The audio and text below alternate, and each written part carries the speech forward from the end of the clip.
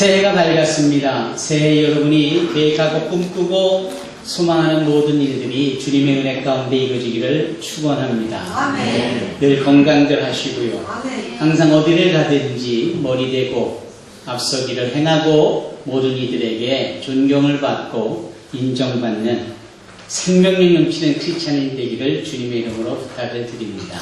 아멘. 오늘 주님 주신 말씀은 저희 교회의 새 표이기도 합니다. 성령을 쫓아 행하는 것이죠. 그것이 왜 성령을 쫓아 행하여야만 하는가 하는 점에서 우리가 좀 생각해 볼 필요가 있습니다. 오늘 이철민 장로께서 우리를 대표하여 봉독한 갈라디아서 5장 16절의 말씀은 너희는 성령을 따라 또는 쫓아 행하라 그리하면 육체 욕심을 이루지 아니하리라 이렇게 말씀합니다. 여러분 지난 한 해가 이 언론사에서 정한 지난 한 해에 화두라 할까 한 가지 핵심의 단어는 갈등이라고 꼽더군요. 그런데 그것을 좀 더 신앙인의 입장에서 보면 욕심이라고 말하고 싶습니다.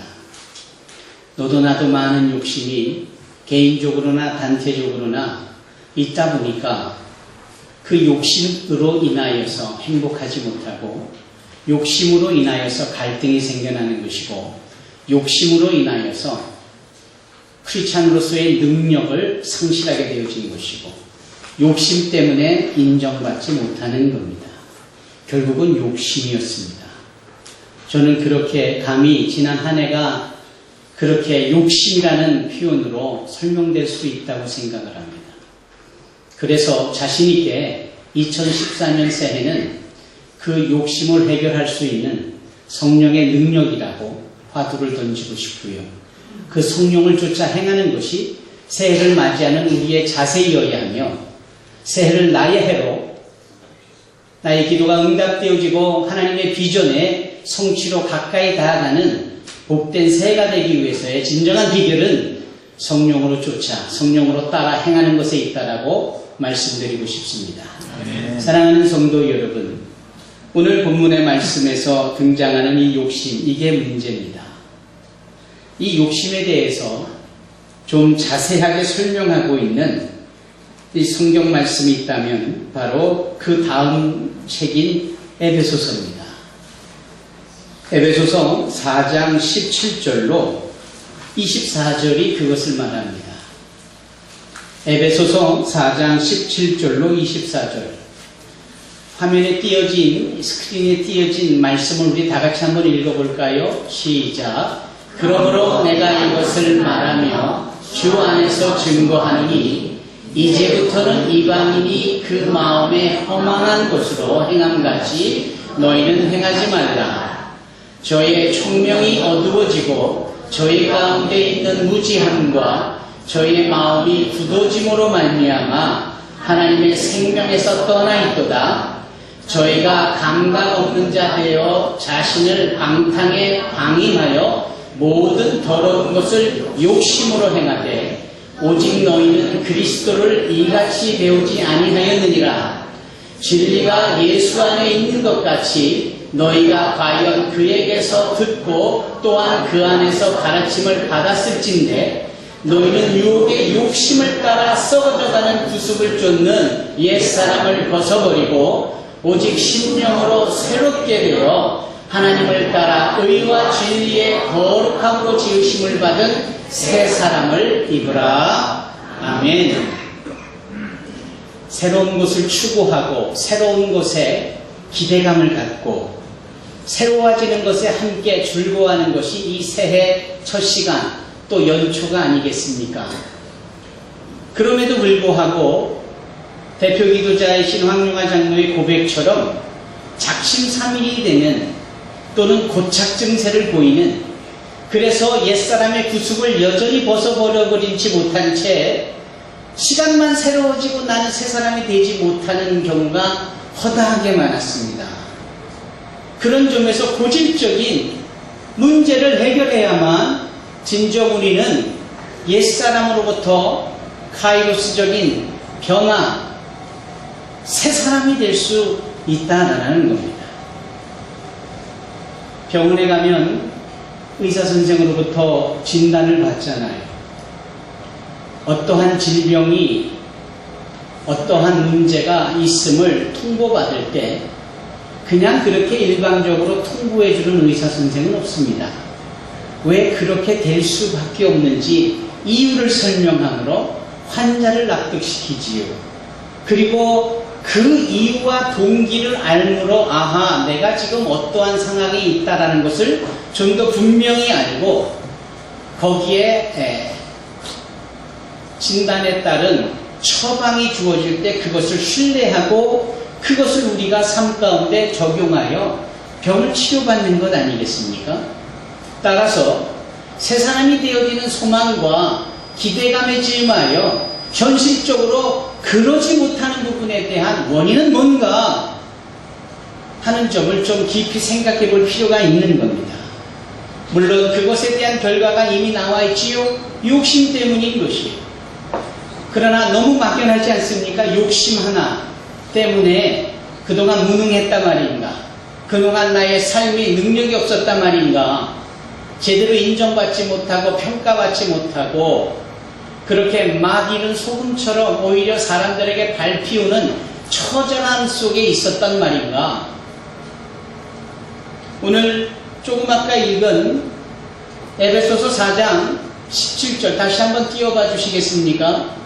에베소서 4장 17절에 옛사람이 지니고 있었던 그 욕심의 구체적으로 5가지 기록이 되어 있는데 이 17절에 보면은 이렇게 말을 합니다. 그 마음에 허망한 것, 이것이 욕심이에요.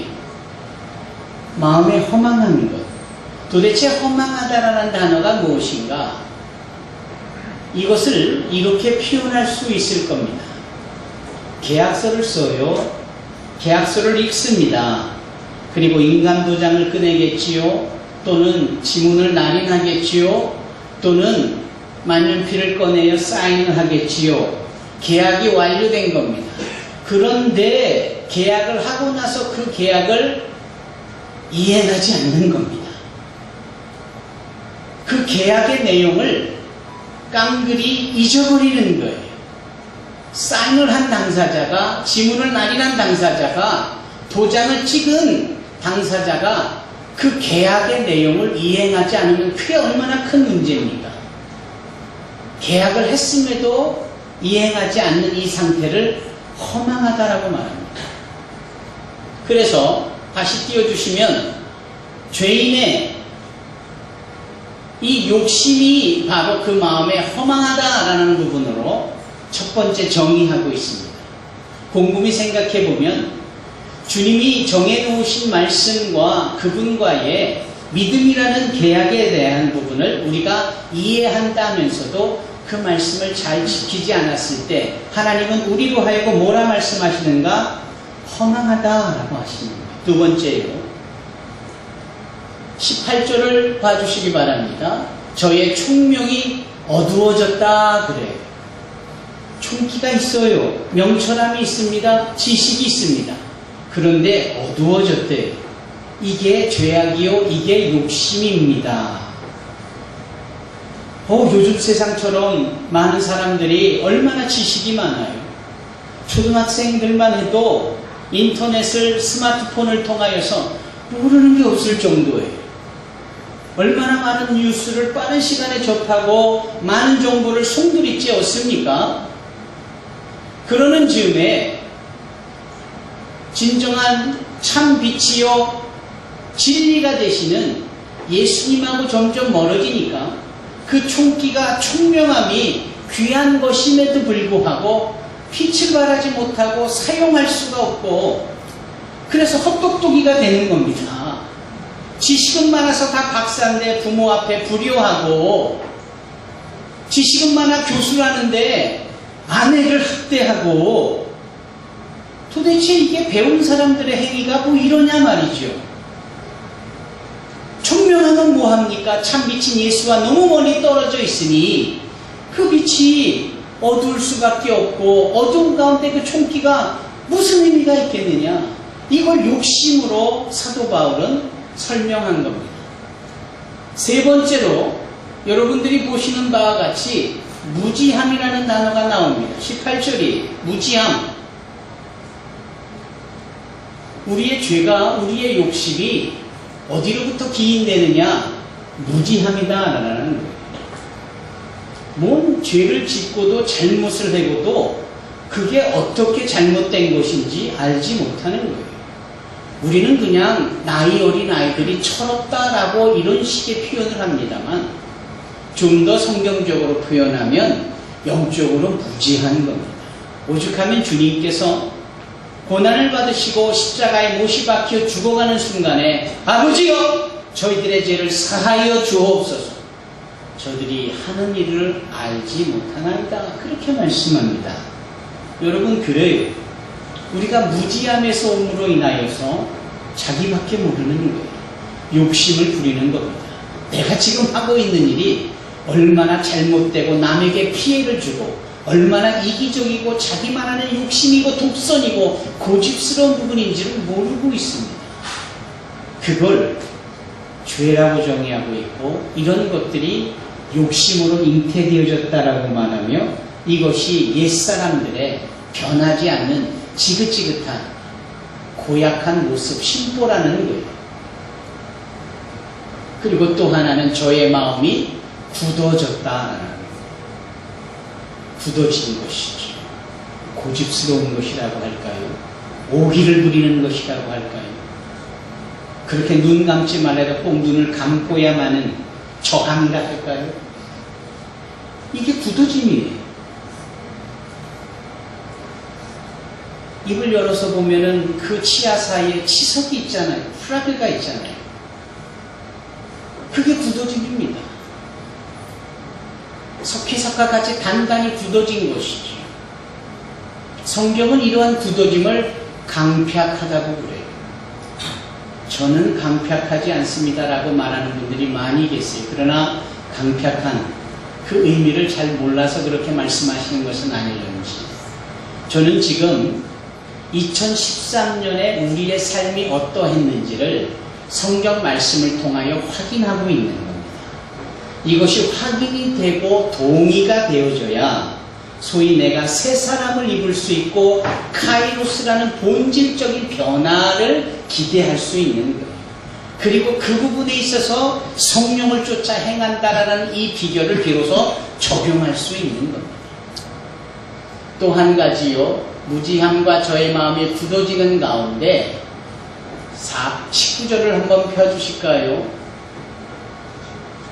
17절인데 이것은 19절. 예. 저희가 감각 없는 자 되어 그럽니다. 마지막 5번째가 감각이 없어지는 겁니다. 관심이 없는 거예요. 무관심한 거예요. 지금 연평도에 폭격을 당해서 어려운 일이 있어도 그게 나하고 무슨 상관이냐라는 거예요. 예. 지금 수많은 사람들이 화재로 인하여서 목숨을 잃었는데 하루아침에 일터를 잃고 그렇게 어금니를 당해서 데모하겠다고 모였다가 그렇게 화재사고로 죽어갔는데도 그게 나하고 무슨 상관이냐. 기뻐해야 되는데도 기뻐하지 않고 슬퍼해야 되는데도 슬프지도 않고 당체 감각이 없어요. 그냥 세상에 관심이 없는 거예요.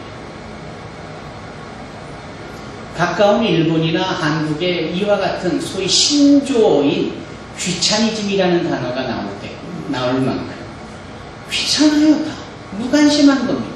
그게 나하고 무슨 상관이냐라는 거예요. 이러한 마음 씀씀이 하나하나, 심보 하나하나, 행동거지 하나하나가 그게 다 죄악이고 그게 다 욕심 때문이었다라는 거예요. 추운 겨울 사람이 길에 누워있는데도 그냥 관심 없는 거예요. 며칠 전 우리 송정숙 장로님께서 오시기로 한 약속 시간보다 평소에 늦지 않은 분인데 늦으셨어요. 궁금했는데 보니까 이 버스에서 내려서 오시는데 웬 어떤 분이 술을 드시고 그냥 길에 누워 계시다라는 거예요. 아무도 관심을 갖지 않는 그 순간에 이거 그냥 두면 동사할 텐데 그래서 틈을 뒤져서 전화기를 빼고 연락처를 해서 그 가정에 알리고 그렇게 누군가 와서 그 위험할 수 있는 어려운 사람을 대신할 수 있을 때까지 거기서 기다리셨다라는 거예요. 얼마나 값진 일입니까? 그러나 대부분의 사람들은 무감각한 겁니다. 그래서 감각 없는 자가 되어지지요. 그리고 이것이 모여지고 모여서 마침내 4장 19절에 방임이라는 단어로 귀결이 됩니다. 방임. 방임은 무엇이냐? 바로 포기입니다. 될 대로 되라지. 관심을 안 두는 거예요. 그래서 내가 두터진 마음을 갖고 모든 걸 무관심하고 그리고 때단의 지식은 있어도 참 비친 진리와의 상관없는 지식에 만족해하고 뭐 그렇게 이 죄악된 모습을 가지고 그냥 내가 이대로 살겠다라고 그렇게 포기를 하는 걸 방임이라고 하는 겁니다. 그래서 성경은 4장 19절에 뭐라 합니까? 모든 더러운 것을 욕심으로 행하되 이게 우리의 모습이었습니다. 이래서 새해가 돼도 그 새해가 나의 해가 되기가 어려운 거고 새로운 해가 바람은 있지만 기대는 있지만 실제로 내 손에 쥐어지는 것 없고 그저 며칠 지나면 작심삼일이 되고 고착 증세를 보내면서 옛사람의 구습으로 다시 돌아가 버리는 반복의 반복이다라는 겁니다. 그런 점에서 우리가 지난 날들이 욕심으로 일관되어졌고 그 일관되어진 욕심의 근거가 이와 같은 죄악이요. 그러니 이제는 이것을 해결함으로 진정한 2014년을 나의 새해로 우리 모두의 복된 해로 선포하고 소유하고 누리고 이루어야 된다는 겁니다. 사랑하는 성도 여러분, 갈라디아서 5장 16절의 말씀으로 돌아갑니다. 내가 이르노니 너희는 성령을 따라 성령을 쫓아 행하라. 그리하면 육체의 욕심을 이루지 아니하리라. 아주 분명하게 말씀하시죠. 이 많은 욕심, 이 많은 5가지 이상의 것에 포기까지 되어지고 더러운 욕심을 가지고 여기까지 왔을 때 그것을 우리의 힘으로는 해결할 수 없는 겁니다. 단 하나 방법이 있다면 그것은 성령을 쫓는 거예요. 성령을 따라 행하는 겁니다. 내가 그 잘못되어진 것, 그걸 내가 어떻게 해볼 수가 없는 거예요. 그걸 그냥 실수로 여기고 성령 하나님을 쫓아 이제부터 잘하면 되는 겁니다. 오늘 김재양 자매께서 반주를 하면서 한 소절 틀렸습니다. 여러분은 캐치를 하셨는지 모르겠지만 저는 틀린 게 이렇게 귀에 들리더라고요. 근데 뭐 어쩌라고요. 그럴 수도 있는 거죠. 아이고 틀렸다 해가지고 여기서 멈추고 인상 쓰고 앉아있고 이러고 있으면 어떻게 해요? 노래는 진행되고 반주가 멈춰있으면. 그러나 우리 김지양 예배님은 너무나도 담대하게 틀릴 수도 있지. 한두 개 건반 잘못 누를 수 있지. 그냥 넘어가는 거예요. 그러니까 우리가 저 같은 사람만 이렇게 몇 명 알고 나머지 틀렸었대냐? 이제서 아는 거 아닙니까? 우리가 2013년이 욕심으로 이렇게 가득했어도 그럴 수 있었고 이제부터 성령을 쫓아 행하겠노라 선포하고요. 그래서 욕심대로 행하지 않게 되어지면 그것으로 족하고 그것으로 복되고 그것으로 은혜가 되는 겁니다. 누가복음 15장에 보면 소위 아버지께로부터 미리 유산을 받은 둘째 아들이 집을 나가 먼 곳에 그 모든 재산을 다 탕진하고 그렇잖아요. 그리고 후에 막심하여서 집으로 돌아옵니다. 그리고 아버지께 그런 고백을 하지요. 내가 하늘과 아버지께 죄를 지었다고요. 그리고 이제 품꾼이라도 되겠다고요. 그런 말을 하지요. 이 작은 아들은 몰라도 너무 모르는 겁니다. 품꾼, 이 노동은 아무나 하나요? 그냥 자기가 마음만 먹으면 뭐 노동은 그냥 되는 줄 아나요? 그래도 그렇게 힘쓰는 일에 잔뼈가 굵고 여러모로 해본 사람이 일을 하지 새님처럼 잘하는 사람이 무슨 품꾼을 해요? 그렇지 않아요. 제가 드리고 싶은 말씀은 그런 둘째 아들에게 행한 이 아버지의 반응입니다. 상거가 아직도 먼데 돌을 들어서 심고 던져서 날아가는 거리를 산 거라도 해요.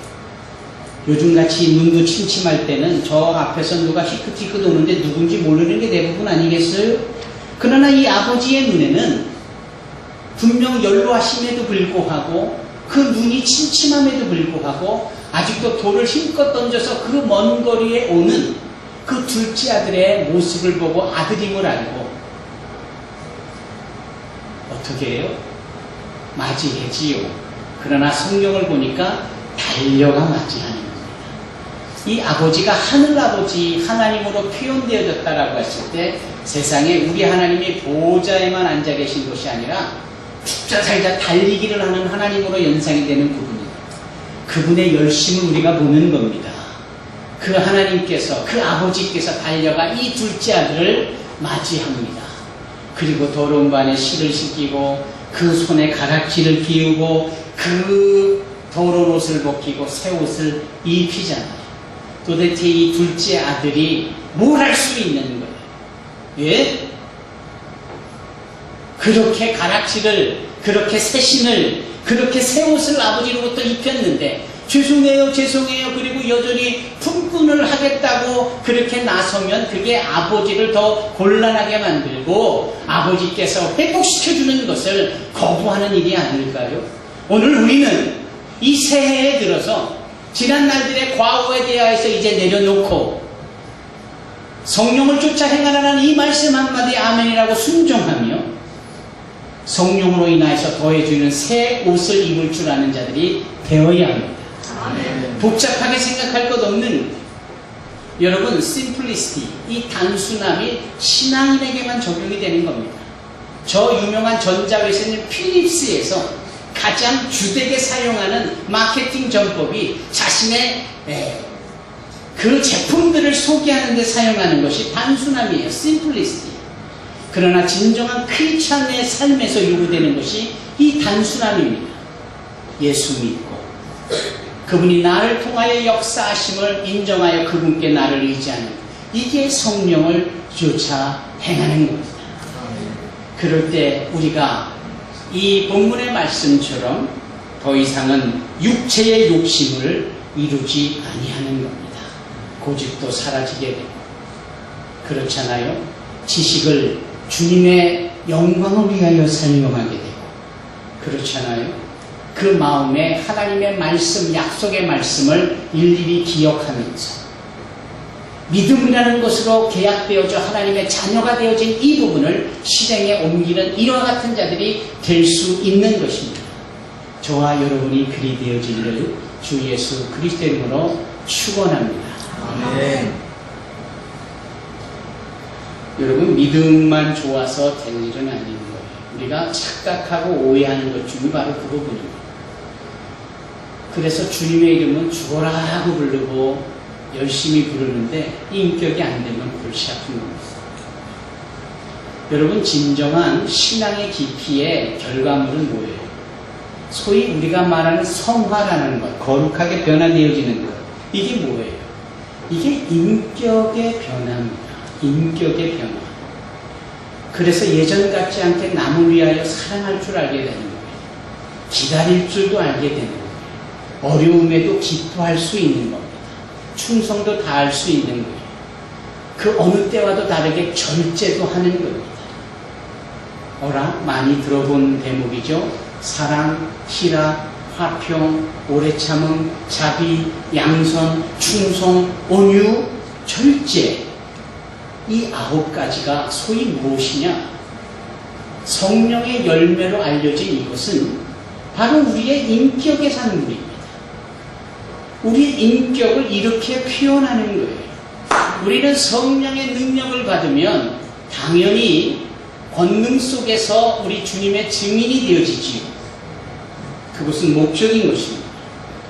그런데 성령이 우리에게 그 증인이 되어지는 목적만을 위하여서 우리에게 임하느냐? 아니에요. 하나님처럼 변화시켜 주시기 위하여서 하나님의 거룩한 속성을 닮아가게 하기 위하여서 소위 성화라는 열매를 맺어주시는 데 있다라는 겁니다. 그래서 성령을 쫓아 행하는 자들이 성령의 열매를 거두는 거예요. 그리고 이 성령의 9가지 열매, 오늘 본문 중 끝절인 23절의 내용대로라면 이것은 우리 안에 열매 맺을 수밖에 없는 것이고, 이것을 그 누구도 방해하거나 거부하거나 금할 수가 없다는 거예요. 욕심으로 인하여서 늘 억압되어지고 위축되어지고 잘못되어진 언행 심사만 나왔던 우리가 성령을 쫓아 행했더니 사랑이라는 열매, 희락이라는 열매, 오래 참음이라는 열매 등 이 성령의 열매를 주렁주렁 맺게 되어진다라는 겁니다. 요한복음 15장에 따르면 우리로 하여금 열매 맺기를 하나님은 원하세요. 자, 그 열매를 많이 맺는 것을 원하신대요. 그래서 너희가 열매를 맺으면이라고 말씀하지 않고 너희가 열매를 많이 맺으면 하나님께서 영광을 받으실 것이고 너희가 예수의 제자다라고 사람들이 말한대요. 한국 교회가, 한국 성도 크리스천들이 지금 절대적으로 필요한 대목이 이 대목입니다. 우리 각자 자신이 크리스천으로서의 새로운 해 2014년을 맞이하여서 이런저런 계획을 꿈꾸고 있고 또 많은 것들을 계획하고 있고 또 비전이라 일컬은 일들을 향하여서 우리가 소망하고 있지만 성령을 쫓아 행하는 그것이야말로 가장 우선되어진 일이며 이 일이 있을 때 꿈꾸고 소망하고 계획하는 모든 비전들과 우리의 바라고 원하는 것들이 많은 열매를 우리에게 더불어 주어지게 될 줄로 믿습니다. 그래서 이 자리에 여러분, 초청되어진 여러분, 1년이 지나고 다음에 2014년 마지막 날 2015년 1월 1일을 맞이하게 바로 이 말씀 속에 지난 한 해 2014년이 어떠하였는지를 구체적으로 확인해가는 저와 여러분이 되기를 바랍니다. 1년 뒤에는 확인이요, 지금은 바로 시도고 기대입니다. 어렵고 힘든 일들이 여전히 있을 수 있겠으나 성령을 쫓아 행하겠노라 선포하는 저와 여러분들에게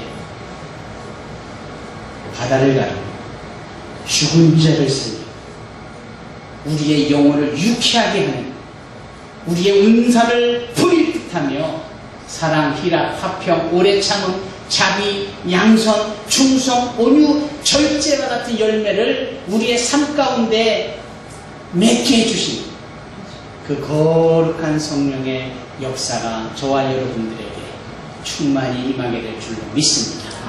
그리 되어지기를 이 새해 인사와 더불어 여러분 모두를 축복합니다. 기도하겠습니다.